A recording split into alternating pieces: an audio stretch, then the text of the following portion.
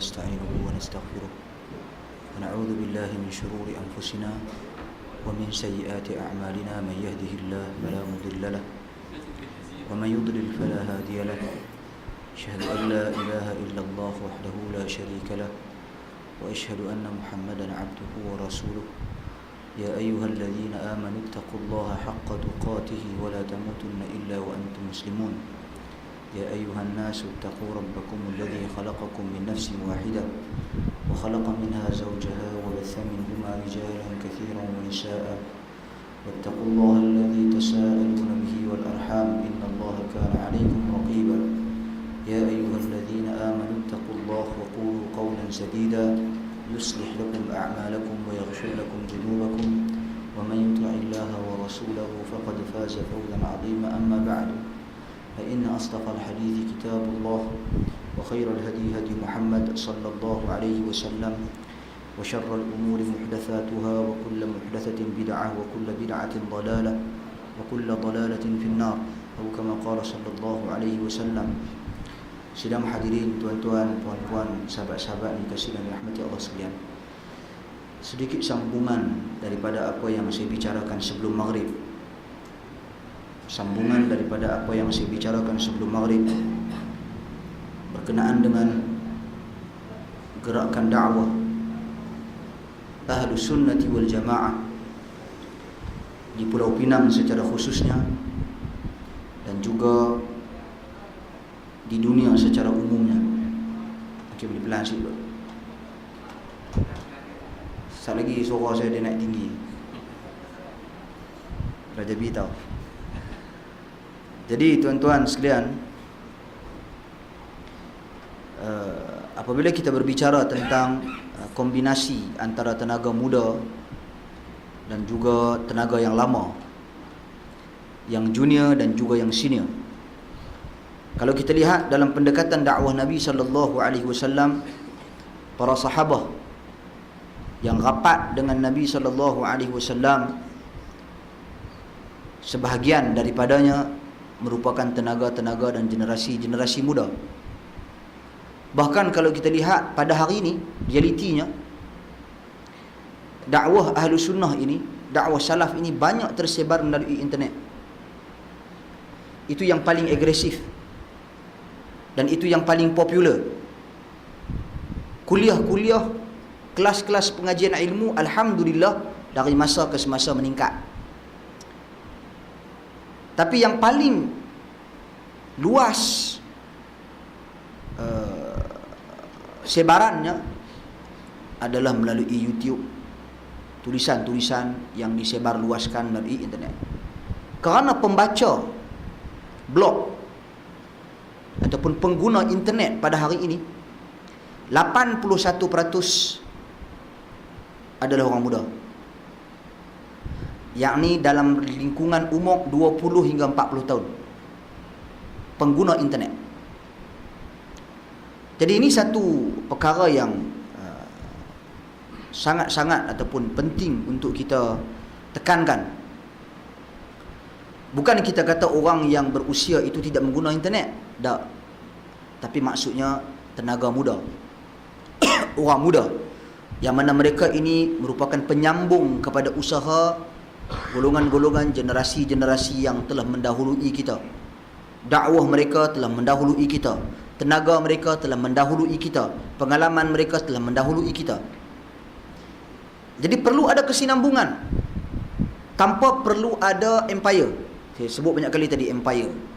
Maksud empire ni tak boleh, dia kena tunggu dulu sampai mati tak baru ambil, baru pegang jawatan ke, baru sambung kerja ke, baru buat rancang baru ke. Selama mana kami duk ada, cara ni hampa kena ikut. Kalau kami dulu pakai nota tulis tangan, hampa tak boleh tulis pakai komputer. Saya rasa tu tak logik lah, orang tak terima. Tapi nak abang bagi, kita tak boleh biarkan dakwah gerakan sunnah ini tidak mengikuti masa, yakni realiti dalam masyarakat kita pada hari ini. Bila kita ada internet, sejauh mana kita nak manfaatkan internet? Bila kita ada akhbar, tulisan, sejauh mana kita nak manfaatkan akhbar dan penulisan-penulisan? Bila kita ada masjid-masjid, pada hari ini kalau kita tengok yang agresif menyebarkan risalah di masjid-masjid, Hizbut Tahrir. Antara yang paling agresif. Boleh dikatakan setiap hari Jumaat ada saja risalah mereka di masjid. Mereka main duk cakung luar masjid, lepas orang keluar, mereka bagi risalah mereka. Apa kita bagi? Apa sumbangan kita? Ini merupakan gerakan dakwah yang bukan memerlukan ustaz pun.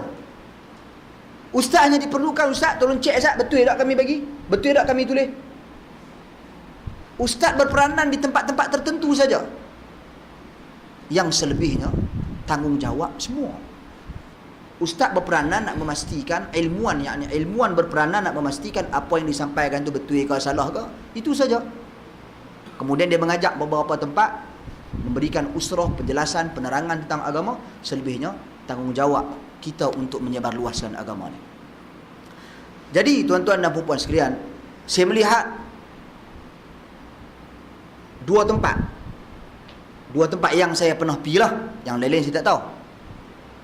Di Malaysia ni, dua tempat yang saya lihat orang muda dia ke depan, orang muda dia bersemangat. Kuala Lumpur dengan Penang. Kita tak lihat benda ni di Perlis. Bukan kata tak ada, ada. Tapi yang ada di Perlis tu, orang muda dia sikit. Yang banyaknya semua sini-sini. Anak-anak tak dilibatkan. Jadi benda tu kita tak mau. Sebab sekali lagi yang nak mengurus jenazah kita, yang nak uruskan rumah tangga kita selepas kita tak ada bagi yang sini adalah anak-anak. Mereka ni adalah penyambung. Jadi bila golongan muda dilihat agresif di Kuala Lumpur dan juga di Pulau Pinang, kita perlu ada satu usaha untuk berikan laluan dan stand kepada mereka untuk mereka berfikir bagaimana nak menyampaikan dakwah ini kepada orang yang seusia dengan mereka melalui cara mereka.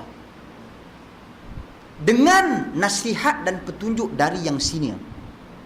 Senior buka laluan bagi ke orang muda.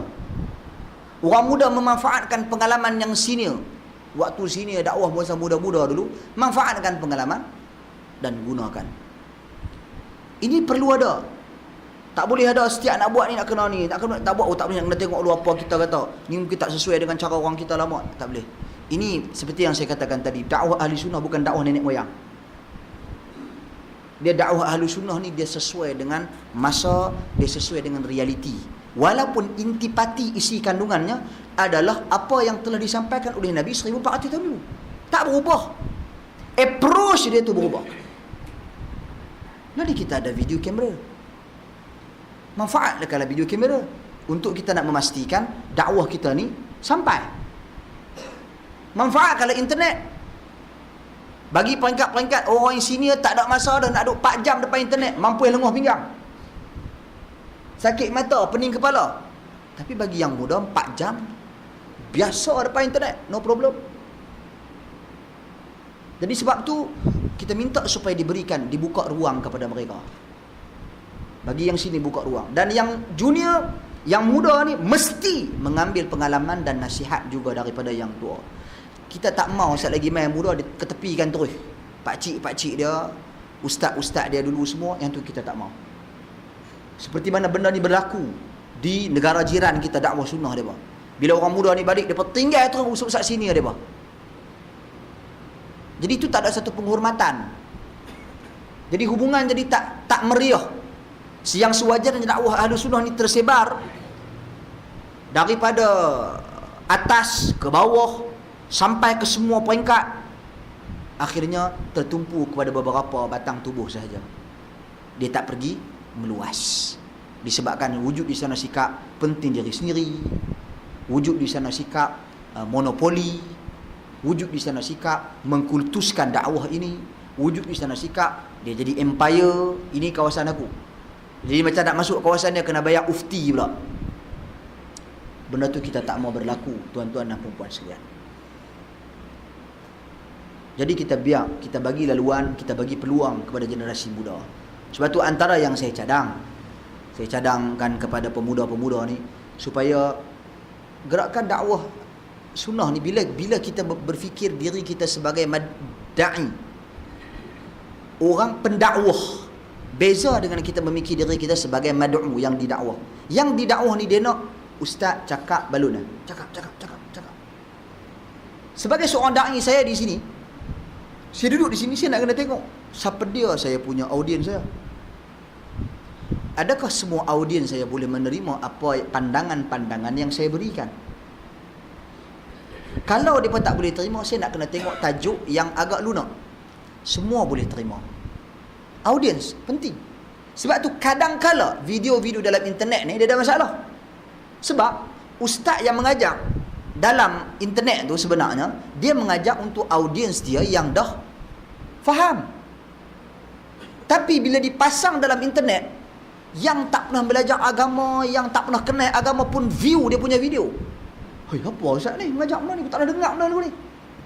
Dah dia tak mengaji. Pun ada fitnah juga. Jadi sahabat-sahabat sekalian, sebab tu kita kata kita perlu fikirkan, bagi pemuda-pemuda khusus macam ni, kita perlu fikirkan diri kita sebagai seorang da'i. Jangan kerana kegairahan kita nak sampai, habis kita pergi balun orang. Kita manfaatkan, kita ada doktor, manfaatkan doktor kita, apa sumbangan dia yang boleh dia bagi untuk dekatkan diri orang, masyarakat dengan dakwah sunnah. Tak semestinya dia mengajak buka kitab Syarah Usul Sunnah Imam Ahmad bin Hanbal. Tak semestinya.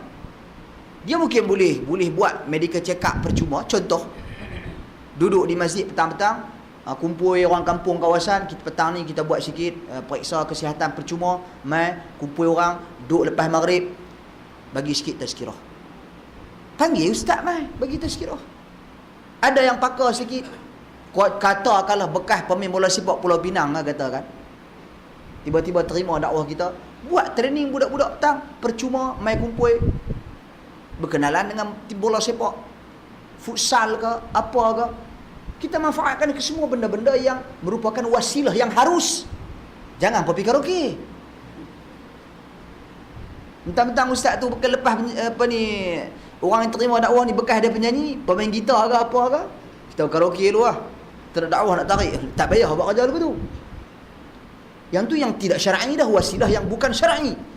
Ini kita manfaatkan yang syar'i, yang diharuskan ataupun masih dalam konteks diharuskan dalam syariat. Manfaatkan. Ini orang muda boleh buat. Dan orang muda perlu bergerak. Jangan kita terlalu rigid sangat. Nak sampaikan dakwah mesti ceramah saja, mesti tua saja. Berapa orang ustaz boleh mai? Tua ni sebenarnya dia bukan boleh jadi satu benda yang bagus. Sebab ustaz mai, dia bukan boleh sampaikan apa-apa pun, dia boleh bagi semangat balik dia, tazkirah, peringatan balik dia. Dia bukan boleh bagi satu benda yang konsisten. Kita kena ingat, dakwah ahlu sunnah, dakwah salaf, dakwah ilmu. Kita bagi ilmu kat orang. Sebab tu orang boleh konsisten. Sebab tu orang percaya. Sebab tu orang berpegang dengan dia. Kalau takat main cakap, oh kita gini, itu manfaatnya kurang. Tua-tua macam ni 2 bulan sekali bagi semangat balik. Nampak lembek sikit dah. Masa ustaz kata beri main ni, oh semangat dah kita. Besok kita kena buat daftar pertubuhan. Besok kita kena buat ni. Duduk lepas sebulan, seminggu, semua bakat-bakat buat kerja. Yang line clear balik. Yang no pergi sini balik. Habis, selesai. Panggil pula main semangat balik. Sehari main nanti main Dr. Fadlan ke mungkin, main Ustaz Arif ke, main Ustaz mana-mana ke, main duduk pula. Semangat pula. Oh bagi. Oh semangat pula. Sambung hari tu daftar tak habis lagi, sambung pula. Itu saja tua-tua macam ni. Tua-tua macam ni bukan boleh buat seminggu sekali, tak boleh, tak ada manfaat. Bukan tak ada manfaat, manfaatnya kurang. Kita sepatutnya pengajian-pengajian macam ni mengaji berkenaan dengan manhaj. Ambil kitab Syarah Aqidah Imam Ahmad tu ke, Usul Sunnah Imam Ahmad tu ke, baca tu manhaj tu memang clear. Ustaz mana ajak seorang sebulan sekali. Pastikan dalam seminggu mesti ada sekali, mesti ada seorang ustaz. Ambil lah mana ustaz cerak mana pun, daripada Perak ke, daripada Perlis ke, daripada Nu ke, daripada ni ke, dia main sebulan sekali mengajar. Jangan kita gairah agresif. Seminggu nak 5 kali. Tuan-tuan, saya pernah buat. Kita buat pertubuhan kebajikan Al-Qalam di Perlis. Kita buat kuliah seminggu 5 kali. Saya seorang mengajar. Malam pertama kita mengaji tafsir. Kedua kita mengaji akidah. Malam ketiga kita mengaji fiqh. Malam keempat kita mengaji hadis. Malam kelima kita mengaji sirah dan raqaiq, akhlak. Memang saya tak ada masalah, memang saya fokus setiap hari. Kita nak kena buat persiapan yang rinci, detail. Kita nak mengajar ilmu betul-betul. Saya letih. Yang mai tu pun berat kepala. Bila saya bagi tahu dekat ada apa ni, guru-guru saya pergi ziarah daripada di Saudi, di Madinah. Dia kata macam mana gerakan dakwah, dia kata kita buat kuliah semua ni. Dia kata hang apa gila kan mengajar seminggu 4-5 hari. Tak boleh. Saya kena ada masa untuk saya nak tahsil ilmu, untuk saya nak belajar, saya nak baca, saya nak study, saya nak rujuk balik kepada ulama.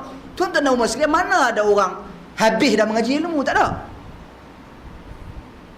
Semua terus menerus. Jangan kata ustaz tu dia dapat PhD berarti dia dah habis tahap ilmu tertinggi. Tuan-tuan dan puan sekalian, kita jangan samakan pengajian ilmu dengan silat. Silat tak apa, hang dapat tali pinggang apa? Tali pinggang 3, tali pinggang 9, tali pinggang 10. Taekwondo berapa dan? 9 dan habis dapat dah. Dah habis dah, tertinggi dah. Ilmu tak ada tertinggi sebab ilmu Allah Subhanahu Wa Taala maha luas. Kita ada dia cikenet je. Sikit terlalu, wallahu alam, mungkin setitik. Mungkin tak sampai setitik ayat pun. Nak dibandingkan dengan ilmu Allah Subhanahu Wa Taala. Jadi para ustaz, para ilmu, dia nak kena ada masa untuk dia tuntut ilmu. Jadi jangan kita harap dia penuh berkedamai. Oh bagi ustaz kena 5 hari berkedamai ni. Tak. Kita pun nanti tak larat. Ni lain clear balik-balik petang, takkan tiap hari. Nak kena ni. Yang ada kerja, yang ada ni pun semua, ambil seminggu sekali cukup kuliah.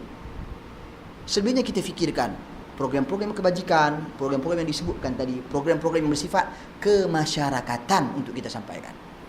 Kemudian pastikan dalam 1 minggu ada satu risalah yang dikeluarkan. Risalah pendek. Risalah yang memberikan kesedaran, risalah yang memberikan peringatan untuk edaran. Kita boleh buat, awak tak boleh buat. Kita kumpul sahabat-sahabat semua, siapa nak bersedekah untuk satu risalah. Satu risalah tu keluar katakanlah photostat kopi sekupang. Siapa nak sedekah sekupang? Pelambok nak sedekah sekupang. Masalahnya kita letak tabung, siapa nak sedekah tabung? Bagilah ada strategi. Contoh saya tengok dulu masa Tok Wan saya, dia masa tu rahimahullah meninggal dah. Dia buat surau di pondok yang hitam. Ini geng-geng pondok Ini cerita geng pondok, geng tahlil. Tapi tak apalah. Dia buat surau, cara dia buat tu, siapa nak bersedekah satu keping tile.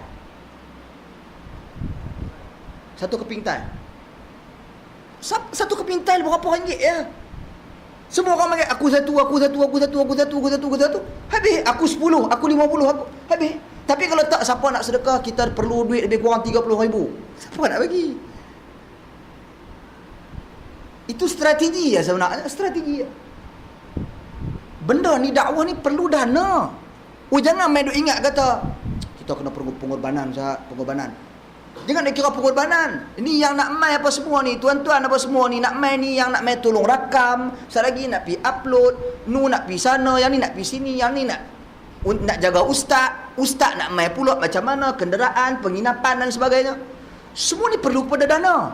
Dakwah sunnah ni dakwah yang perlu kepada dana. Dakwah ahli sunnah, bahkan dakwah agama Islam ni perlu kepada dana. Kalau tidak macam kita duk cerita semalam, Salman Al-Farisi semalam kita duk cerita pasal Salman. Macam mana dia boleh dibebaskan kalau tanpa dana? Dia dimerdekakan dari menjadi hamba kerana dana. Orang bagi dana seorang sikit, merdeka. Tapi dakwah kita bukan dakwah meminta-minta. Bagi aku lagi, bagi lagi. Nak bagi-bagi. Semua ni kesedaran individu. Dia berasa dia perlu menyumbang untuk dakwah ini, untuk nak sebarkan Islam. Dia bagi. Tapi ia bukan bersifat bagi aku sikit, bagi aku sikit. Itu bukan. Itu bukan dakwah sunnah. Tapi kesedaran itu perlu ada dalam setiap individu. Cuma bagaimana strategi kita nak atok agar dia berjalan dengan lebih lancar dan lebih baik. Ini semua kerja-kerja yang perlu difikirkan oleh orang muda. Jadi tuan-tuan dan puan sekalian, itu yang sangat-sangat diharapkan boleh wujud satu tim pemuda yang mana kadang-kala kita tak payahlah nak popular sangat dengan menggunakan nama-nama yang gempak. Kumpulan anti bid'ah. Yang tu memang tak boleh register. Tapi duk cari pasal benda-benda lagu tu. Kita pakai nama-nama yang lunak.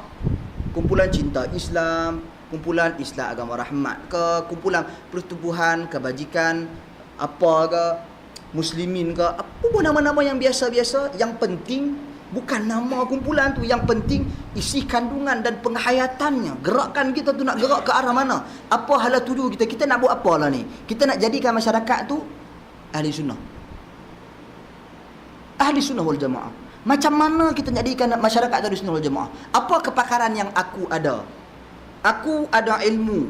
Ilmu apa? Ilmu sunnah. Oh, aku boleh sumbang. Sumbangan aku macam mana? Aku boleh berceramah. Oh, hampir jadi ustaz mengajar atau corok.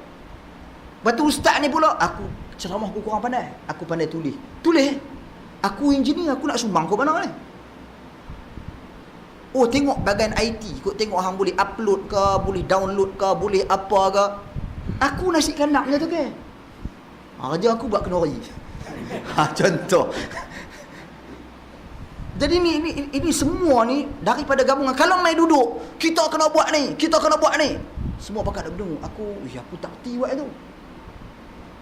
Aku doktor, apa aku nak buat? Apa sumbangan aku? Bagi semua kita nampak apa punya kita bidang tugas, bidang tanggungjawab kita.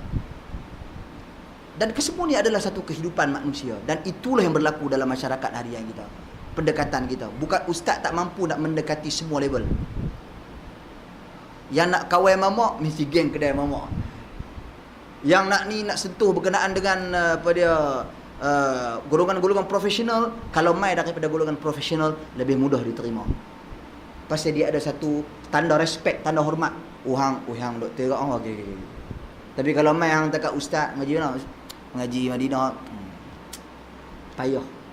Dia tak melihat sebab dia liberal, sebab dia memikir menggunakan akal, beragama dengan akal, tiba-tiba nak terima dakwah yang seperti ini mungkin memakan masa. Tapi kalau mai orang yang sebaya dengan dia ataupun yang semanhaj, sepelajaran dengan dia, sepengajian dengan dia, maka mungkin dia akan terima dan ataupun kita katakan fahami perkara tersebut dengan cepat. Itu. Kemudian kita juga perlu memikirkan, kita nak kalau boleh dakwah kita ni pendengarnya ataupun penontonnya ramai, maksimum. Tapi bukan bererti kalau tak ada orang mai jangan mengajak, berhenti dah. Jangan lagu tu. Kita tak mau nanti kita jadi macam kita nak popular dah. Kita kena fikirkan, kalau 100 orang dengar, 100 orang dengar dengan 10 orang dengar, katakanlah 10% daripada kedua-duanya saja yang terima. Kalau 10% daripada 10 seorang, ya faham. Tapi kalau 10% daripada 100, dah 10 orang. Dah 10 orang. Maknanya dah terima, ramai tak ramai? Ramai. Sebab tu Nabi pun dia fokus. Nabi kata, lau amana ashiratal yahud la amana al-yahud. Kalau sekiranya pembesar-pembesar Yahudi itu beriman, orang bawah dia semua akan beriman. Jadi cara Nabi fikir tu macam mana nak kembangkan dakwah dengan cepat. Walaupun Nabi direntangi dengan pelbagai dugaan dan cabaran. Kalau boleh Nabi nak cepat, tapi Nabi tak bersikap gopoh-gopoh dak. Kalau tak ada orang pun Nabi tetap cakap. Kalau tak ada orang pun Nabi tetap sampaikan. Kita tak mau sampai jadi satu peringkat 10 orang ustaz tak ramai. Tak mau. 10 orang pun ilmu tetap sampai. Walaupun terima seorang. Tapi target matlamat kita biar pendengar-pendengar itu kita dapat memaksimumkan. Sebab tu tajuk penting, sebab tu ustaz-ustaz penting, dan jangan kita gairah. Kadang-kadang dia dapat masuk, dia pegang satu masjid, dia kena nak panggil ustaz hardcore terus. Jangan dulu. Kita dah banyak ustaz-ustaz lah ni, alhamdulillah, kita perkenalkan, tunjulkan depa. Yang mana depa ni orang tak kenal lagi, siapa pun tak kenal lagi, tak top lagi, tapi depa dah boleh bercakap. Kita ketengahkan depa dulu. Kalau kita start panggil, orang dah kenal, oh ustaz ni lagu ni, orang dah cok, dah endorse, dia dah tak boleh masuk. Tengah-tengah mengajar, orang kata minta maaf, sila keluar. Belum. Jadi benda ni kita kena pandai, tuan-tuan dan puan sekalian. Dan pemuda-pemuda, khusus lagi pemuda-pemuda ni, kita semua ni, kalian semua ni, banyak kawan-kawan dan teman-teman, cuba kita bagi satu kesedaran. Aku nak buat pahala. Kesedaran aku nak buat pahala. Jangan kira penting diri kita lah. Jangan kira aku boleh mendengar. Aku nak buat pahala bererti aku nak pahala tu yang berganda. Mengapa tidak setiap kali kuliah buat main seorang kawan? pastikan aku main dengan seorang kawan setiap kali kuliah. Jadi kelas pengajian ilmu tu dia akan sentiasa bertambah. Lepas tu habaq pula kat kawan, kalau kawan tu dah boleh terima, alhamdulillah, buat main seorang kawan. Seorang. Lakukan dengan penuh kesabaran dan ikut dia. Kita tak mau dah, cukup dah. Orang dulu seronok kalau ada orang masuk Islam. Oh, seronoknya dia dah peluk agama Islam, alhamdulillah. Tapi sahabat-sahabat sekalian, takat seronok bila dia peluk Islam, dia tinggal kawan tu lagu tu. Dia dah tak ambil berat tentang bagaimana kawan tu semayang, macam mana puasa, macam mana zakat kawan tu, macam mana. Dia dah tak ambil tahu. Dia yang penting, aku dah berjaya masukkan orang tu Islam. Oh, ini masalah orang kita. Macam tu juga, aku dah buat main dia sekali kelah. Kalau lepas ni dia terima tak terima, mampu pergi kat dia. Kita tak boleh ambil sikap macam tu. Kita penggerak. Bila kita menggerakkan dakwah yang mulia ini, sahabat-sahabat sekalian, tuan-tuan dan puan sekalian, maka kita bertanggungjawab. Kita follow, ikut.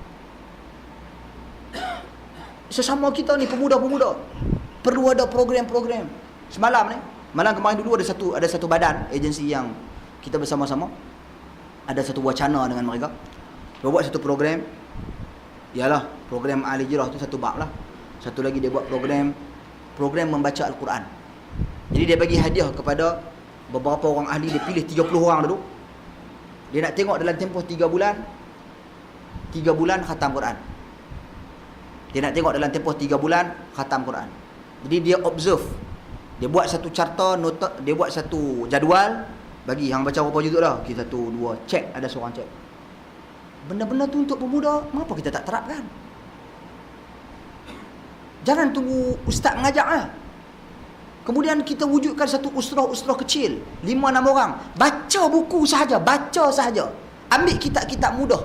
Tulisan Syekh Jamil Zainu, ambil manhaj Ahlus Sunnah wal Jamaah, manhaj jalan golongan-golongan yang selamat, berbentuk soal jawab, baca.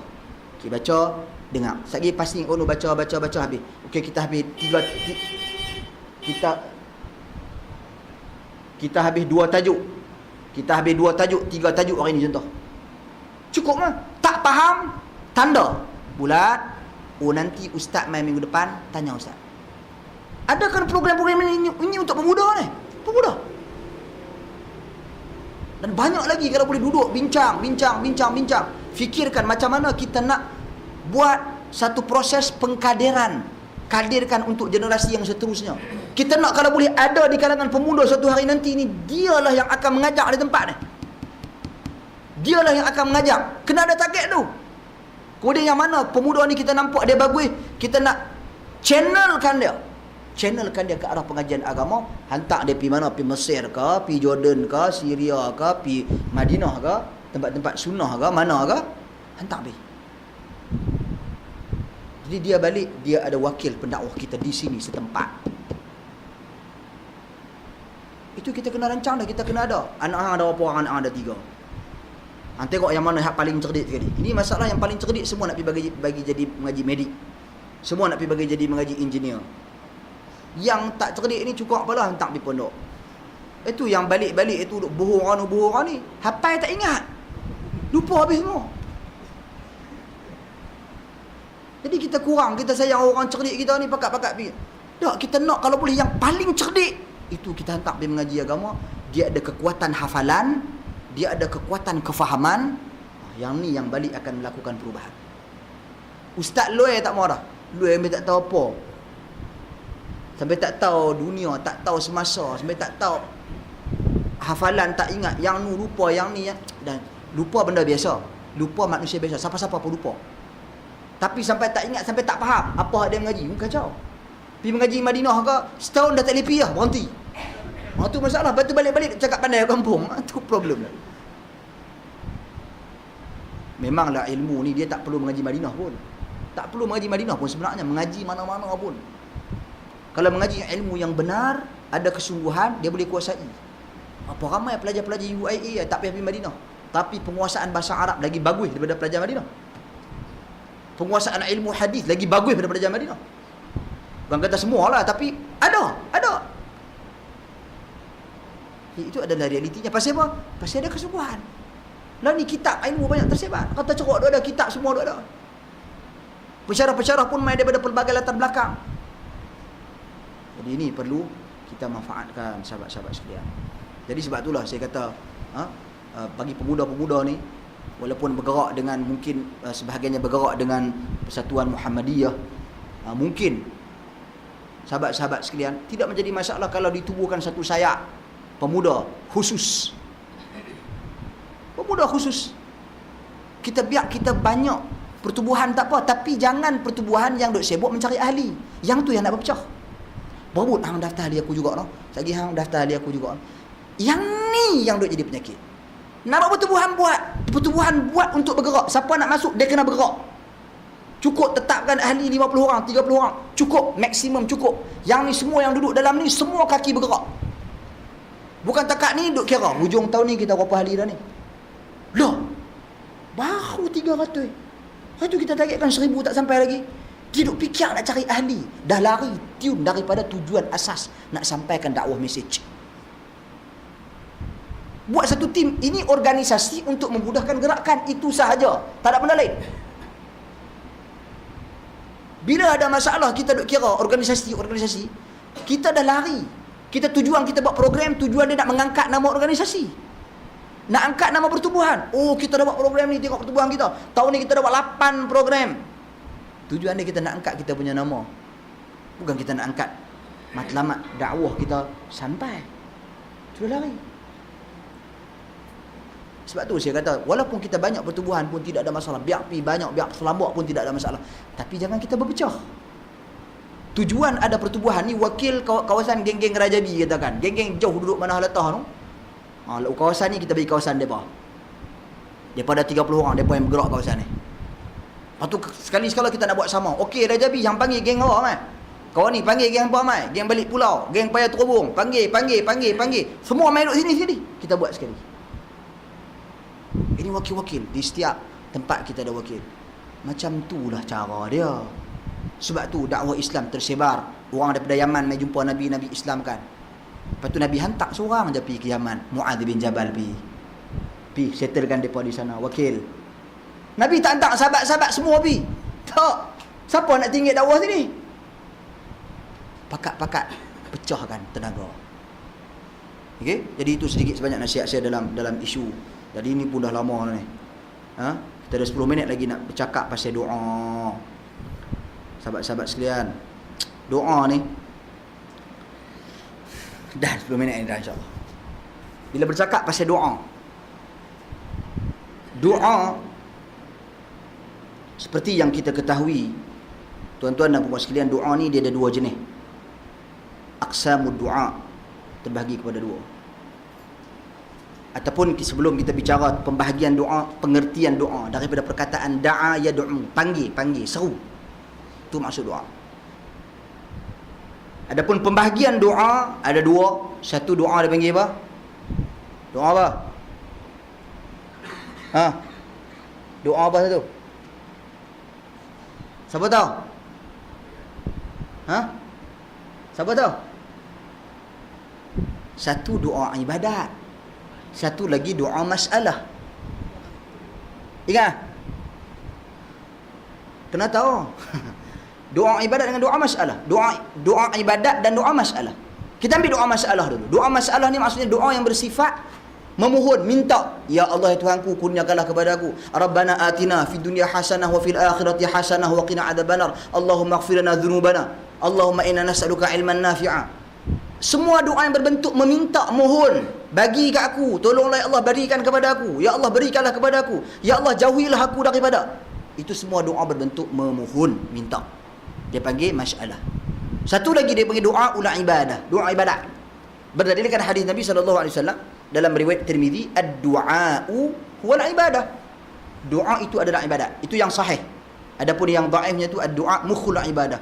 Doa tu otak bagi segala ibadat. Yang tu dhaif. Yang sahih, doa adalah ibadat. Pasti pada kata doa adalah ibadat. Seperti mana kita salat, walaupun kita tak kata dalam sejak, oh Tuanku ampunkanlah dosa, tak sebut pun dalam salat pun. Tapi bila kita salat, kita mengharapkan ganjaran pahala. Bila kita buat amal soleh, bila kita bersedekah, kita harapkan ganjaran pahala. Bila kita buat amal kebaikan yang lain, Kita bayar zakat ke, kita pergi haji ke, ataupun kita buat amal kebaikan, kita bagi assalamualaikum ke, kita jawab orang bersin ke, ataupun kita ziarah orang sakit ke, semuanya kita mengharapkan ganjaran pahala daripada Allah. Sebab dan itu merupakan salah satu bentuk doa. Tuan-tuan dan puan-puan sekalian. Okey. Itu perkara yang kedua. Yang ketiga tentang doa, kita kena ingat kita tidak boleh menyekutukan Allah Subhanahu wa taala dalam doa. Kerana ia tergolong sebahagian satu cabang daripada syirik yang besar. Syirik ada dua, syirik besar, syirik kecil. Syirik besar ada 4 jenis. Syirik dipanggil syirik pada niat, syirik pada kecintaan, syirik pada ketaatan, dan juga syirik pada doa. 4 jenis syirik.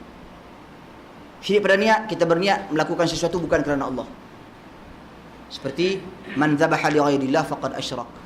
Sesiapa yang menyembelih kepada sesuatu bukan kerana Allah, maka dia syirik. Kemudian syirik pada kecintaan, dia mencintai sesuatu setanding atau lebih daripada dia mencintai Allah, maka dia syirik. Wa minan nasi man yattakhidhu min dunillahi andada yuhibbunahum ka hubbillah walladzina amanu ashaddu hubban lillah. Ada di kalangan manusia itu memilih tandingan-tandingan selain Allah, yakni dia mencintai tandingan tersebut selain daripada Allah.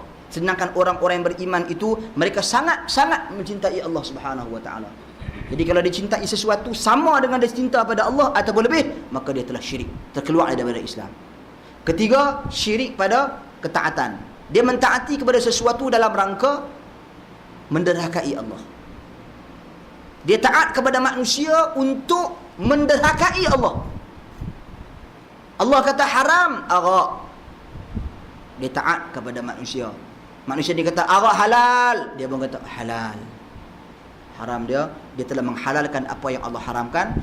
Jadi sama seperti golongan-golongan padri yang mana mereka menghalalkan apa yang Allah haramkan, dan pengikut-pengikut agama Kristian, Nasrani pada ketika itu, mereka membenarkan apa yang disampaikan oleh padri mereka. Kerana itu mereka dikategorikan sebagai menyekutukan Allah pada ibadat yang mereka lakukan, pada ketaatan yang mereka berikan.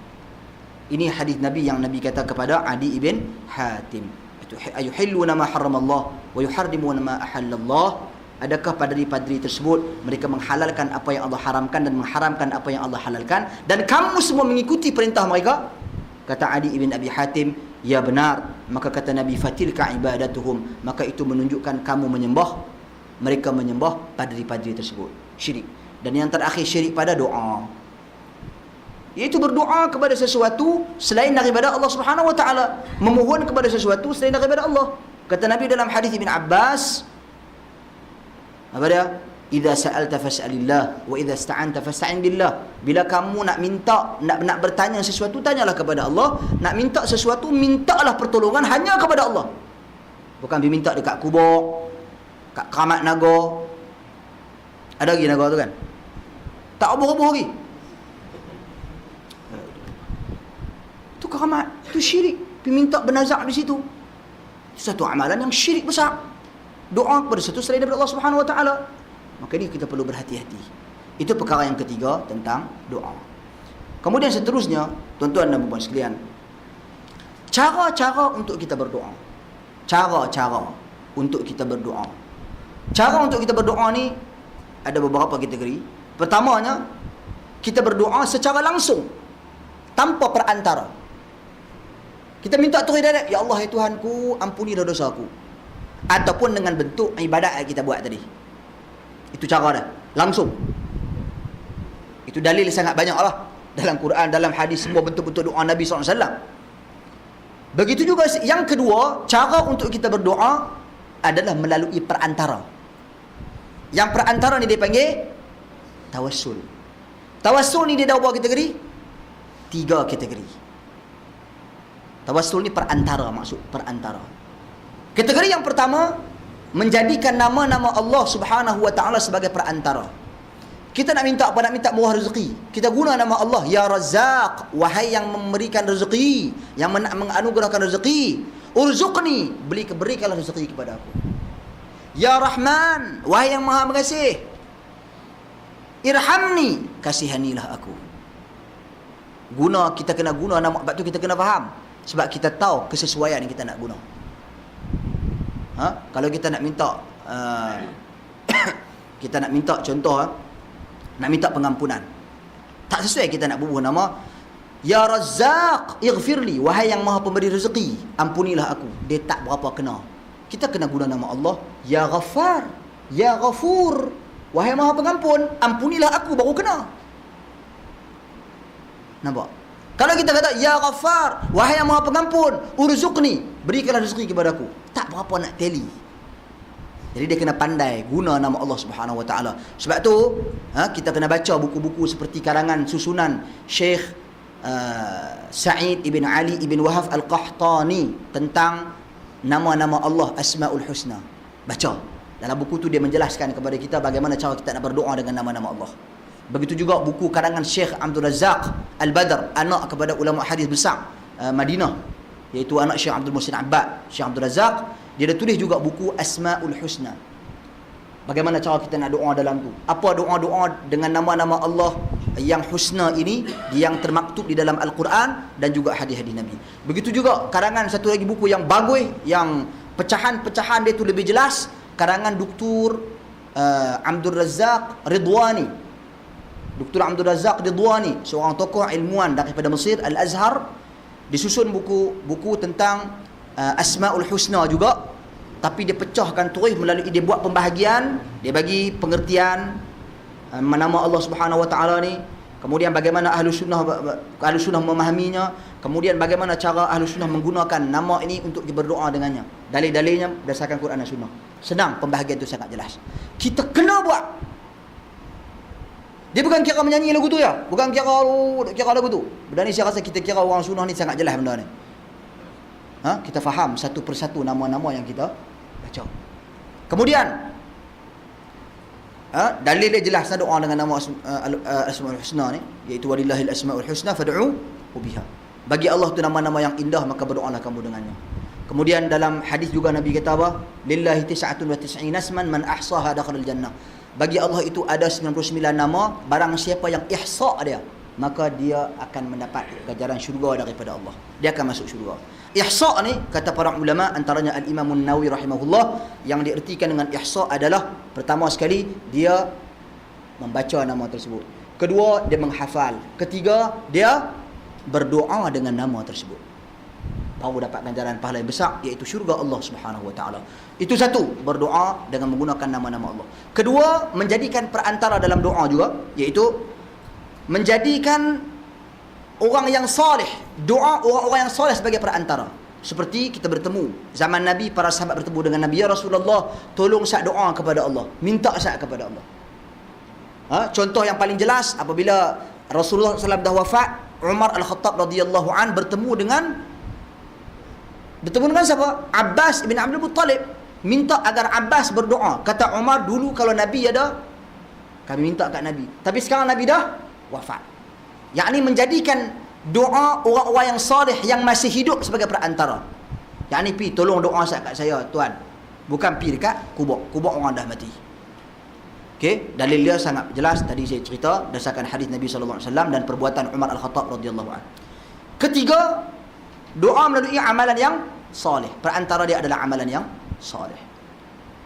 Tuan-tuan dan puan-puan sekalian, amalan soleh yang kita buat, kita bersedekah, kita minta kepada Allah, ya Allah Tuhanku, dengan aku bersedekah ni, kurniakanlah kepada aku kemudahan dalam kehidupan, kemudahan pengurusan. Dalil dia sangat jelas di dalam Al-Quran. Firman Allah Subhanahu Wa Taala di dalam surah Ali Imran, Rabbana amanna bima anzalta wattaba'na ar-rasul faktubna ma'asy syahidin. Iaitu, wahai Tuhan kami telah beriman kepadamu. Kami telah beriman kepadamu terhadap apa yang telah kamu turunkan, dan kami telah mengikuti Rasulmu. Faktubna, baru dia minta, maka tulislah kami, tetapkanlah kami bersama saksi-saksi yang benar di sisimu. Nampak? Jadi kita buat sesuatu kebaikan, Kita bagi sedekah ke, kita mai kelas pengajian ilmu malam ni, dengar Al-Quran, dengar hadis-hadis Nabi SAW, balik sekali lagi terus kita doa, ya Allah Tuanku, tadi aku khususkan masa aku untuk datang ke kelas pengajian ilmu, mendengar mutiara-mutiara ilmu berupa Al-Quran dan As-Sunnah. Moga Engkau memudahkan perjalanan kehidupanku, memberikan kebaikan kepadaku, menjadikan ilmu yang aku perolehi ilmu yang bermanfaat dunia dan akhirat. Itu cara untuk kita berdoa. Okey. Kemudian topik yang seterusnya yang keempat berkaitan dengan adab-adab dalam kita nak berdoa. Yang ni saya kira clear lah kot. Adab-adab dalam kita nak berdoa, antara adab-adab dia pertama sekali ikhlas kerana Allah Subhanahu Wa Taala. Kemudian kita dahulukan dengan puji-pujian kepada Allah Subhanahu Wa Taala dalam doa kita. Selawat ke atas Nabi sallallahu alaihi wasallam sebelum kita nak meminta sesuatu kepada Allah Subhanahu Wa Taala. Kemudian antara adab-adab dalam berdoa, kita membaca doa-doa yang sabit dalam Al-Quran dan As-Sunnah terlebih dahulu. Kemudian baru kita meminta doa-doa yang mana kita inginkan daripada Allah Subhanahu Wa Taala. Itu adab-adab dalam kita berdoa. Begitu juga yang seterusnya, adab-adab dalam berdoa sama ada dengan kita mengangkat kedua belah tangan kita, satu sunnah juga, dan kadang-kala melepaskan kedua belah tangan kita di tempat-tempat yang tertentu, seperti berdoa ketika mana berkhutbah. Kita tak boleh angkat tangan. Dan tak semestinya semua doa kita minta kepada Allah dengan mengangkat tangan. Itu adalah antara adab-adab dia. Jadi angkat tangan boleh tak boleh? Boleh, angkat tangan. Apa dalil-dalil dia? Bukti dia sangat jelas. Banyak hadis yang Nabi SAW cerita, antaranya hadis yang paling jelas yang diistimbatkan oleh para ulama, iaitu hadis lelaki yang mengangkat kedua belah tangannya berdoa ke langit, mendongak kepala ke langit, meminta kepada Allah Subhanahu Wa Taala. Tapi apa kata Nabi? Mat'amuhu haram wa mashrabuhu haram wa ghudhiya bi haram fa anna yustajabu lah. Makanan dia haram, minuman dia haram, kehidupan dia dengan benda-benda yang haram, bagaimana kami nak terima? Jadi kata ilmuwan para ulama yang ulas hadis ini, antaranya Al-Imam An-Nawawi rahimahullah dan juga Ibn Hajar, boleh periksa, mereka berkata hadis ini menunjukkan Nabi SAW mengiyakan perbuatan lelaki tersebut mengangkat kedua belah tangan. Sebab kalau tak betul, la yajuz ta'khirul bayan an waqtil hajah, kaedah dia. Tak boleh melewatkan penjelasan di saat perkara tersebut perlu kepada penjelasan. Jadi kalau benda tu salah, Nabi akan teruk semua. Tapi benda tu tak salah, benda tu betul. Okey. Jadi itu di antara adab-adab dalam berdoa. Kemudian kalau nak kira bagaimana doa nak dimakbulkan, yang tu berkenaan dengan keikhlasan kita kepada Allah. Kemudian ikut sunnah Nabi ke tidak dalam kita berdoa. Kemudian doa ni dia ada yang ditetapkan, bid'ah-bid'ah dalam doa, ada doa yang tak ditetapkan. Doa yang ditetapkan, contoh kalau doa keluar tandas masuk tandas, dia ada doa dia dah. Kita tak boleh ambil doa keluar tandas masuk tandas, kita pergi sebelum makan kita pergi baca Allahumma inni a'udzubika minal khubuthi wal khaba'ith. Ya Allah Tuanku, jauhkanlah aku daripada setan, jantan dan betina. Bagus doa, bagus apa? Keluar tandas, ghufranak, pengampunanmu kami harapkan ya Allah. Bagus doa. Tapi Nabi dah tetapkan masa bacaan dia lepas keluar jamban, lepas keluar tandas. Jadi kita tak boleh menjadikan dia doa makan. Jadi menunjukkan ada doa yang telah ditetapkan, dijadualkan masa dia, dijadualkan tempat dia, ditetapkan kadar jumlah bilangan dia. Jangan pandai-pandai kita buat lebih-lebih. Cukup dengan apa yang Nabi ajar. Dan ada doa yang umum. Bila-bila nak buat pun tak apa. Bila-bila nak baca pun tak apa. Tak dikhususkan dengan masa tertentu. Walaupun mungkin ada tempat tertentu seperti Rabbana atina fid dunya hasanah wa fil akhirati hasanah. Itu di antara rukun Yamani dan Hajarul Aswad. Tapi tuan-tuan dan puan sekalian, kalau kita nak baca lepas mayang, kalau kita nak baca sebelum tidur, kalau kita nak baca esok pagi ke, boleh tak boleh? Boleh. Tapi kalau kita pergi tetapkan lepas subuh kena Rabbana atina, yang tu yang dia jadi berlebih-lebihan. Kita dah lebih hak daripada Nabi SAW adalah ataupun dalam erti kata yang mudah, sebab sini semua orang faham mudah-mudahan insya-Allah, bid'ah. Wallahu a'lam. Jadi saya rasa kira cukup cakap tu dulu, sekadar perkongsian ringkas tentang kaedah berdoa dan cara-cara berdoa. Moga-moga dapat sama-sama kita dapat manfaat dan kita balik, kita beramal, praktikan dan sampaikan kepada saudara-saudara kita. Wallahu a'lam. Subhanakallahumma bihamdik asyhadu an la ilaha illa anta astaghfiruka wa atubu ilaik. Assalamualaikum warahmatullahi wabarakatuh.